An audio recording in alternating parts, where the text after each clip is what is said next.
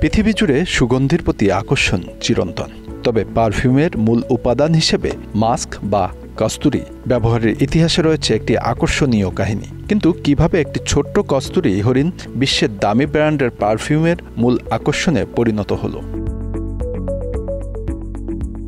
কাস্তুরী হরিণের বসবাস হিমালয় ও সাইবেরিয়া অঞ্চলের দুর্গম পাহাড়ে। দেখতে ছোট ও লাজুক এই হরিণের বিশেষ বৈশিষ্ট্য হচ্ছে এর পেটের কাছাকাছি একটি বিশেষ গ্ল্যান্ড, যা থেকে নির্গত হয় কাস্তুরী নামক এক সুগন্ধি পদার্থ। হাজার বছর ধরে এই কাস্তুরী হরিণের গন্ধ মানুষের জন্য রহস্যময় এক আকর্ষণে পরিণত হয়েছে। কাস্তুরী গন্ধ অতিমাত্রায় তীব্র এবং দীর্ঘস্থায়ী। এটি যে কোনো সুগন্ধিকে অনন্য রূপ দিতে পারে, আর এজন্যই প্রাচীন যুগে পারফিউম তৈরির প্রধান উপাদান হিসেবে কাস্তুরী ব্যবহৃত হতো। ভারতের আয়ুর্বেদ ও চীনা ওষুধেও কাস্তুরী ব্যবহারের প্রচলন ছিল, যেখানে এটি শারীরিক ও মানসিক স্বাস্থ্যের জন্য উপকারী বলে মনে করা হতো।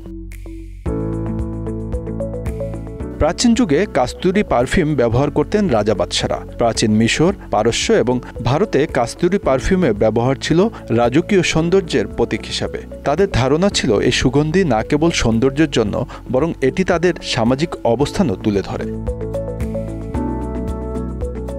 তবে কাস্তুরী সংগ্রহ প্রক্রিয়া অত্যন্ত নিষ্ঠুর ও ব্যয়বহুল হয় বিশ্বজুড়ে কাস্তুরী হরিণ বিলুপ্তির পথে এগিয়ে চলেছিল। 1979 সালে কাস্তুরী হরিণ শিকারকে আন্তর্জাতিকভাবে নিষিদ্ধ করা হয়। এ নিষিদ্ধের পর থেকে পারফিউম শিল্পে শুরু হয় কৃত্রিম কাস্তুরীর ব্যবহার।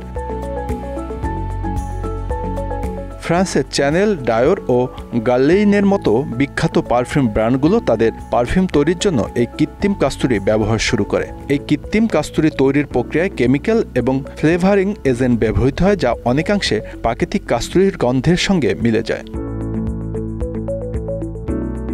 কৃত্রিম কাস্তুরীর মাধ্যমে পারফিউম শিল্পে এক নতুন অধ্যায় সূচিত হয়। এটি কেবল পরিবেশের জন্য উপকারী নয়, বরং কাস্তুরী হরিণের জীবন রক্ষায়ও কার্যকর। আজকের ব্র্যান্ডের পারফিউমগুলোতে আমরা যে সুগন্ধি পাই তার অধিকাংশই এই কৃত্রিম কাস্তুরী থেকে উৎপন্ন।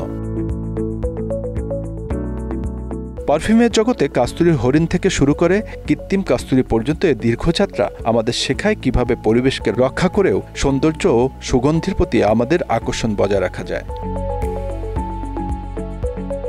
Bangla affairs news desk.